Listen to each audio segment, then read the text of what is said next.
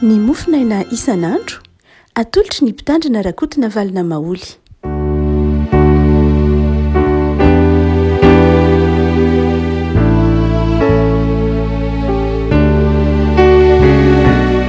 Mpifaliana rehefa no hiarabanantsika hatratr'ity zoma fa afito ambin'ny folo ny volana janoary ity. Ny mofinaina voalahatra ao antsika dia ny pistily ho an'ny Hebreo. Hebreo toko faharoa ambin'ny folo, Hebreo toko faharoa ambin'ny folo andininy voalohany ka hatramin'ny fahatelo. Amin'ny anaran'i Jesosy. Koa amin'izany satria misy vavolombelona marobe toy izany manodidina antsika toy ny rahona, dia aoka isika koa hanaisotra izay rehetra mitambesatra amintsika mba amin'ny ota izay malaky mahazo antsika. Ary aoka isika hiazakazaka amin'ny faharetana amin'izao fiazakazahana filokana napetraka eo anoloantsika izao.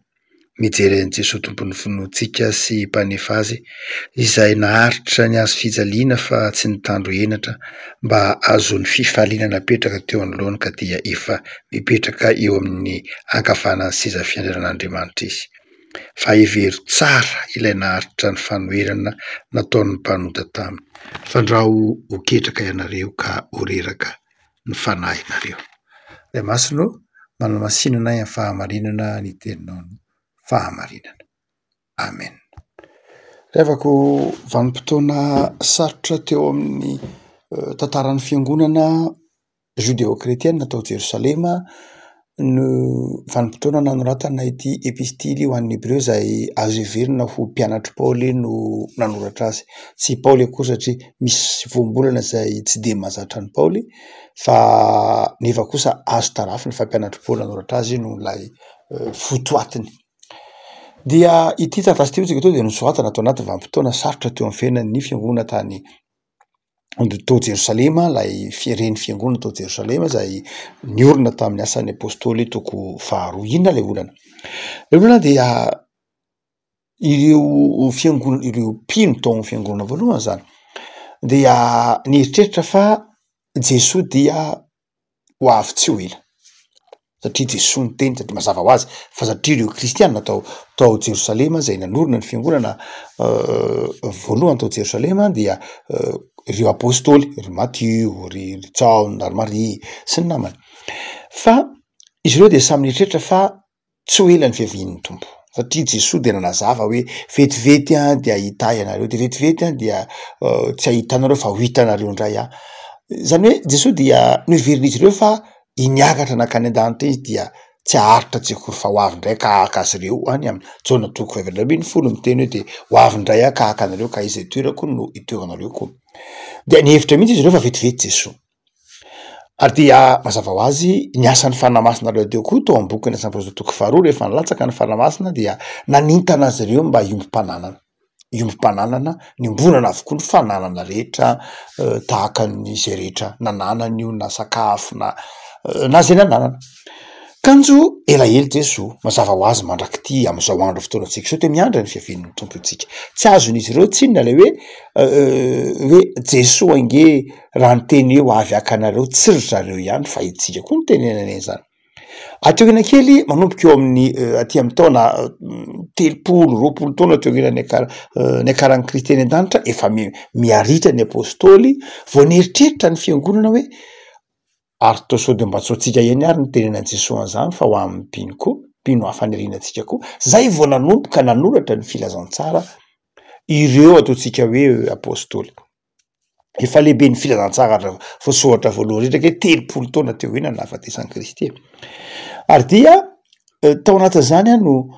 tao anatin'izany fiainam-piangonana zany no betsaka ireo kristianina nihemotra noho ny hoe zay foana ve manao adidy, zay foana no mikarakara, zay foana ny lany vola, Jesosy koa ela, izany hoe tena nisy antony ara-poto-pampianarana tsy fahatakarana amin'ny fampianaran'i Jesosy, nefa koa nisy antony ara-pifandraisana hoe misy ny mialangalana tamin'ireo fiombonam-pananana dia nangatsiaka ilay fiangonana tao Jerosalema. Ary fantatsika fa na dia ny fiangonana tany Korinto, tany ireo fiangonana jentilisa tany Korinto no hitantsika fanangonam-bola ataon'ny Paoly no nandeha nanampy indray ilay kristianina tao Jerosalema. Dia zay mahatonga reo andiny maromaro amin'ny Hébreu toko faforo toko faradrebeny folo aza mahafony fiarahantsika miangona andeha tsika ifampandinika mpanosony fitiavana sy ny asa tsara tsika tsy mba naman'izay miemotra rendrendreny de hitarafana lay fanetanana lay fiangonana hiverina am'lay fitiavana voalohany taorina n'lay fiamorana amin'ity toko faharobeny folo zara mofonaina ao atsika tiary dia fampaherezana meny ny epistilo any Hébreu fampaherezana ny mpino tao Jerosalema mahereza aroariny amin'ny azakazaka lay asa fanompony ny kristianina azakazaka zay hampaherezana lay mpanoratra ho atsika mpino hoe mahereza fa tahaky ny azakazaka ny fanompony azakazaka zay ambarany epistilo any Hébreu fa azakazaka izay be mpitazana mazava be ny andiny mana hoe be de be ny mitazana anareo amin'io maro be ny vavolombelona manodidina atsika zay toy ny rahona mizay mitazana atsika ao anatin'lay azakazaka izao reo vavolombelona ireo izy reo vavolombelona teneny ny epistilo any Hébreu mitazana atsika pino ao anatin'ny azakazaka ka hampahirezany atsika hoe be mpijery be anareo be mpitazana be isika misy vavolombelona ny azakazaka totsika ka mahereza miavako anakireo am'izay fanontaniana apetraka mandrakarivany hoe move ireo olona modimandry ireo mpanompon'Andriamanitra nde resahatsika ny mpanompon'Andriamanitra fa ny tsy mpanompon'Andriamanitra moa efa any amin'ny toerana zay nofidiny izy fa ny mpanompon'Andriamanitra kosa zay ao amin'ny fanjakan'Andriamanitra ny mpanompon'Andriamanitra zay ao amin'ny tompo araka ny tenin'ny Jaona manao hoe ao amin'ny tenin'ny Jesoa ao amin'ny Jaona amboatra fitoerana anareo ka zay isy akoa ny isy anareo zany hoe ao amin'ny toerana no man'ny tompo isy atsika io isika ao arinan'lay fahafatesany move itsika mahita ny zavatra mitranga ataon'ny mpino ety ambonin'ny tany ireo olona any milohatsika ireo ve hoe Rasalama Petera ry Jakoba ry Mosesy reny olona reny ve mahita ny azakazaka ataotsika reny olona reny zay ao amin'ny tompony ao amin'ny tompo tsika teo fa nitsy ao amin'ny tompo moa inona ny hitany io kisarany amin'ny elo fa ireo izay ao amin'ny tompo ve mahita ny azakazaka izay ataotsika mahita ny fanompotsika ve izy ireo ary raha mahita ny fanompotsika izy de ahoana ary ny epistilo any Hébreu de tsy misalasala mihitsy manao hoe mahita izy ireo mahita ny fanompotsika izy mazava ho azy zava-miafina lehibe amintsika ny hoe ahoana moa ny fihetsem-pony malahelo ve izy mahita atsika rehefa kivy sa ahoana tsy zay ny zava-dehibe amin'ny epistilo any Hébreu fa ny epistilo any Hébreu manao hoe ireo olona ny alohantsika ireo de zao mahita ny azakazaka ataonao ndray aman-dreninao zany raha ao amin'ny tompo izy de mahita ny fanompona hoe io ianao fa mizakazaka manao tekona io ianao fa mizakazaka manao asa fanompona io ianao fa mizakazaka manao sampana dia mahitanao reo raha aman-dreninao reo dadabenao raha ao amin'ny tompo izy mazava ny tenin'ny epistilo any Hébreu hoy izy amin'ny toko faharetebeny folo manontolo izy de miresaka momba ry Mosesy ry Abrahama ry Sara ry Jakoba ry Isaka resahany eo amin'io Hébreu toko faharetebeny folo de hoy izy koa amin'izany satria misy vavolombelona maro be toy izany izy reo vavolombelona maro be reo ry Petera ry Abrahama ry Sara reo vavolombelona maro be reo amin'ny epistilo any Hébreu de zao tena vavolombelona mahita ny azakazaka ataotsika reo olona zay efa ao amin'ny tompo fa hoy andiny 17 Hébreu toko 17 ireo rehetra ireo izy zany reo rehetra io zany ry Abrahama ry Davida hatramin'ry Abela ireo rehetra ireo dia maty tamin'ny finoana kanefa tsy mbola nahazo ny teny fikasana fa nahatazana azy eny laviteny izy ka ravoravo ny arahaba azy de nanaiky vavahiny sy mpivahiny tety ambonin'ny tany zany hoe ireo olona rehetra ireo fampirolalana amin'ny testamenta taloha reo dia mbola tsy nahazo le teny fikasana fa nahatazana azy eny laviteny izy ka ravoravo ny arahaba azy fahatanteran'ilay teny fikasana Jesoa hoy ny Jaona toko 9 andiny 9:20 ravoravo Abrahama rainareo ahita ny androko Jesoa no miteny hoe ravoravo Abrahama ahita ny androko Abrahama zany ahita ny andron'ny Jesoa ary nahita izy ka faly. Abrahama de nahita ny andron'i Jesosy. Zany hoe azo lazaina hoe mahita ny fiainantsika ety ambonin'ny tany ve izy io, sa nahita azy ireo tao anatin'ny finoana melon'ny atongafa, zany hoe efa amin'ny fanjakan'Andriamanitra izy, fa nahita melola le fiavian'ny tompo, satria ho aminy tsy misy tsony ny fotoana, fa mivelatra eo ambany masony daholo ve ny fotoana rehetra. Fanontaniana zay ataontsika hoe lafiny raha-potom-ponoana mamperitreritra tokoa zany, fa na ahoana raisina ny fomba tsotra de hoe ny filazan'ny epistily Hébreo eto manao hoe misy vavolombelona maro mahita anao, de reo olona zay fanody mandry ao amin'ny tompo ka ao amin'ny fanjakan'Andriamanitra de mahita ny fanomponao izy. Noho zany maherezy ianao fa be mpitazana, mitazana anao ny olona mbola velona miara-miazakazaka aminao ety ambonin'ny tany, miaraka mananteraka fanompona aminao, mitazana anao izy. Fa ireo mpanompon'Andriamanitra zay nelolàlana anao, niezakazaka tahaka anao koa, ka mby amin'izany fanjakan'Andriamanitra zany mitazana anao koa izy. Ny ety ambonin'ny tany moa misy ny mpampahery rehefa ao anatin'ny hazakazaka ianao, satria karazan-drazana marathon ty resaha ny epistily any Hébreo ty, 7 kilometatra ty tongotra, de hoariny am'izay hazakazaka ilana faharetana, hazakazaka zay misy olona miorakoraka mampahery anao, fa hazakazaka koa zay isy olona anakora anao raha mianjera, misy olona zay anao zay tsy ahatongavanao amin'ny tanjona, misy olona zay tsy ampahery anao, fa misy koa ny olona ampahery anao. No zany dia tao amin'ny tompo isika hoe mahereza, mahatanja amin'ilay hazakazaka zay asain'ny tompo tanterahantsika. Vaovao ny taona ry havako, mbola anatin'ny volana janoary sika, eo amin'ny tapabolana eo zao naninbinana tamin'ny volana janoary, mbola tena ao anatin'ny fotoana atsiarovantsika ny asarbity n'izao taona vaovao zao. Hazakazaka zany ty taona ty, hazakazaka ibanjina an'ireo olona maro ny hazakazaka talohantsika, hazakazaka zay tao manompo atsika ahery. Fa raha maka ny epistily ny Hébreo ty zay zara-mofinaina ty ihany isika, ahoana ary ny hampahomby atsika am'ty hazakazaka ty, ahoana ny ahatonga atsika ahomby am'ty hazakazaka ty, raha be mpitazana sika, raha misy mijery sika, misy vavolombelona miandry atsika ka mba te ahita atsika votafita, inona ny fanalahidin'ny fahombiazana, inona ny fanalahidin'ny fahavitan'ilay hazakazaka ka hatongavana am'ilay loka. Ny voalohany zay aseho an'ilay epistily ho an'ny Hébreo dia voalohany indrindra mijery an'i Jesosy tompon'ny finoantsika, mijery an'i Jesosy tompon'ny finoantsika, zany hoe rehefa mihazakazaka ianao, Jesosy banjinina, Jesosy banjinina, Jesosy tsy any ariana, Jesosy any aloha zany. Zay mierikerika mitady an'i Jesosy any ariana tavela,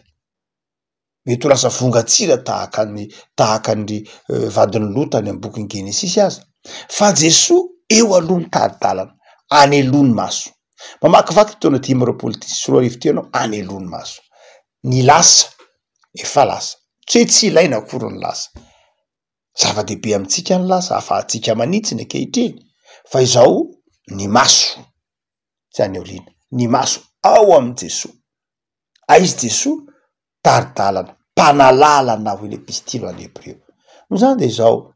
zay miezakazaka ka tsy mijery an'i Jesosy de vizana, zay miezakazaka ka ny tena ny jereny de vizana izy, kivy izy, iovy eo vitako. Zay miezakazaka ka mijery ny variana miaino ny vavan'ny mpanodidina azy de tsy tafita izy, fa zay miezakazaka ka mijery an'i Jesosy zay ny tafita. Araky ny teny epistily any Hébreo manao hoe hevery tsara ray naharitra ny fanoherana nataon'ny mpanota taminy, banjino ilay naharitra ny fanorena nataon'ny mpanota taminy, izy io Jesosy io, banjino tsara Jesosy, mifanto tsara amin'ny Jesosy, Jesosy banjinina. Afako azakazaka zay hitao manompo atsika mba hahatonga atsika tafita ao amin'ny Jesosy ihany jerena. Fa ny faharoa zay asain'ny epistily any Hébreo ho takatritsika raha mihazakazaka isika de zao izy manao hoe esory zay manavesatra anao, zay okota malaky mahazo atsika, esory aingany reny fa manavesatra atsika, manavesatra atsika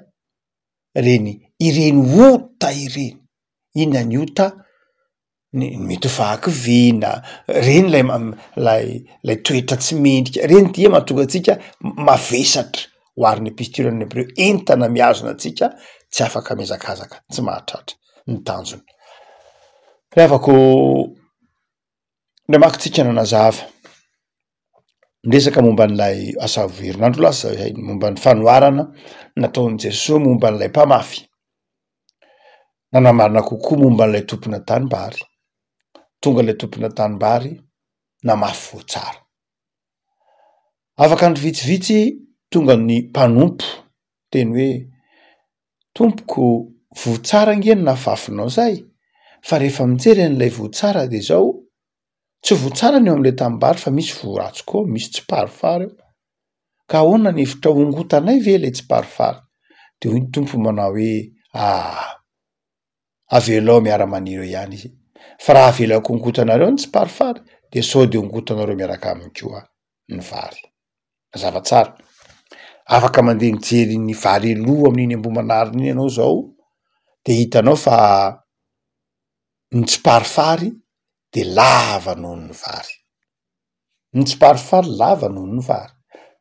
ka rehefa mijinja vary ny mpively vary sy ny mpijinja vary de zao tsy manahiry anazy mihitsy manala ny tsy parifary fa torany didiny ny vary de fa torany amboara de rehefa aveo stonina fotsiny satria lava noho ny tsy parifary ny vary de stonina fotsiny hiala ny tsy parifary any amin'ny fahavokarana zany de hiavaka ny vary sy ny tsy parifary fa izao ho le tompony tanimbary manao hoe avelao hiara-maniry eo ihany izy avelao hiara-maniry eo ihany izy inona le miara-maniry eo lay vary sy lay tsy parifary tahaka amin'ny fiainantsika io mahagaga ry havako ny fitiavan'Andriamanitra atsika itsika ato anatintsika ato novolen'Andriamanitra zavatra tsara sy mahafinaritra de ny fitiavan'Andriamanitra ny fitiavanamana fa tonga kosa lay ratsy de zao mamboly tsy farifary ato anatintsika ato de manjary lasa olona linady isika manjary olona mora sosotra tia misaraka tia mifampiandany reny lay tsy parifary mahatonga atsika ho tsika aminy hoe manjary mahatonga masotsika ho diso fijeriny hafa reny lay tsy parifary reny lay ota tiany tompo hoe sorona reny le ota izay mahatonga atsika tsy afaka mezakazaka io le tsy parifary mahatonga atsika miazaka tsy afaka miazakazaka tsara esory reny ahoana ny fomba analana azy iza no afaka manala an'iny ny olombelona fe tsy ny olombelona no afaka manala an'iny tsy misy olona afaka manala ny otanao mihitsy tsisy olona ny eken'Andriamanitra afaka anaisotra ny otanao io tsy parifary eo anatinao io na iza tsisy afaka manaisotra an'izany ao anaty ao tsisy olona mihitsy afaka hiambina hoe avianao aty fa za mahafaka ny otanao io mahafaka ny tsy parifary ao anatinao io tsisy am'izany Jesosy rery ihany ary mahagaga de zao Jesosy nandatsaka ny rano tao amin'ny hazo fijaliana ary ny rano Kristy iny manamarina atsika ka tsy ny tsy parifary tsony ny zava-dehibe fa ny vary ny vo re havako ho tsika manao hoe miazakazaka sika miazakazaka mba hamo tsy miazakazaka ho variana mijery ny tsy parifarin'ny hafa tsy miazakazaka ka makete manao hoe andeha hanongotra ny tsy parifarinao nezakazahako fa miazakazaka atsiary hoe tompo rakofo ny ranao mba tsy ny tsy parifary no hita eo amin'ny fiainako fa ny vary hoy ny epitirany hebreo manao hoe maro mpitazana ary sika ity de zao mpanjiny Jesosy ary tsy vitany hoe mpanjininao Jesosy fa meteza rakofa ny Jesosy ny rany no ny heriny fahasoavany ka na eo ary io tsy parifary izay maniry ao anatintsika io tratray bavizana ihany amin'ny asa fanompona angamba sanatria mety reraka ihany mety mitaraina ihany mety manao hoe toa za foana Jesosy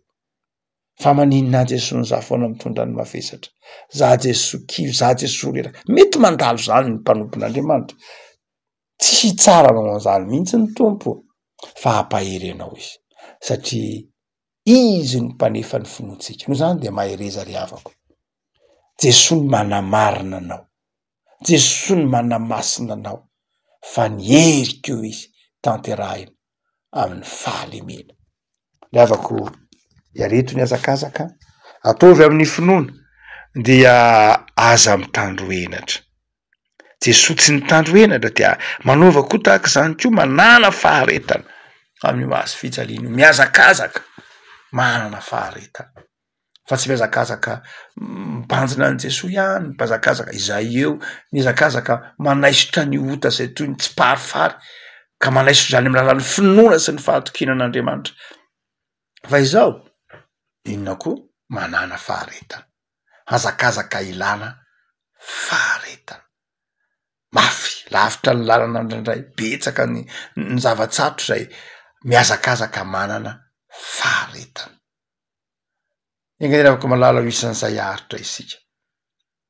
isan'izay atolo zany azakazaka atao amin'ity 5:20 ty. Be dia be ny lokan'ny fanjakan'Andriamanitra omaniny ho atsika raha maharitra isika, zay maharitra hatramin'ny farany no vonjena manana faharetana amin'ity azakazaka ty ry havako. 5:20 tsika,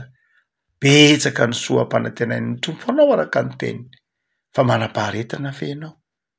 Sa mora kivy? Sa mora sen-daotra? Manana faharetana. Ivavaka sika. Tompo misaotra anao zahay. Misaotra ny amin'ity soratra masina ity mampahirenay amin'ny azakazaka. Betsaka ny vavolombelona mitazana anay. Ary dia mampahirenainao satria isan'izay mitazana ny azakazakay, ny ao amin'ny fanjakanao Andriamanitra, ireo anjely, ireo martiora, mijery ny azakazaka ataonay. Tompo, enao Jesosy koa mahita ny azakazaka ataonay, de mivavaka ao anay, mifona ao anay eo an-tananankavanana Andriamanitra. Tompo ampahirezo zahay, ahitanao Jesosy. Ianao Jesosy zahay fitiavana, fameran-keloko. Ampianary zay tompo mba tsy ho variana amin'ny fahalemenay, fa ianao nefa nanaisotra ireny. Ianao nefa nitondra ireny toy ny hazo fijaliana, dia aza velana ho tsy parifary miazona ny azakazaka ireny, fa atovy ho tsara, mamelona ny fanantenana ty anatinay, ny fitiavana ianao. Tompo, mivavaka izahay. Mpahirezo amin'ity taona ity, taovy mamovo ho tsara, taovy mahitanao Jesosy zay namela heloka anay to amin'ny hazo fijaliana. Mampianatra anay koa anao Tompo ana-paharetana, de taovy maharitra izahay. Misaotra Tompo ny amin'izao andro omenao anazy, tombon'andro omenao anay. Hitahiny tontolo andronay anio, tontolo andro ahitanay fifaliana, tontolo andro ahitanay fiadanana, tontolo andro azahoanay antoka fa momba anay ianao. Manapetra ny herinay, manapetra ny vitanay, manapetra ny takatra ny sainay Andriamanitra, fa ianao le mahay zavatra rehetra, de ampahareto amin'ity asa fanompony ty izahay. Mba ho tazan'izay rehetra mijery anay fa fantsona mitondra fifaliana sy fanantenana izany. Amin'ny anaranao Jesosy nametrahana ny tontolo andronay anio, ho voninahitra ho ny asanay. Amen.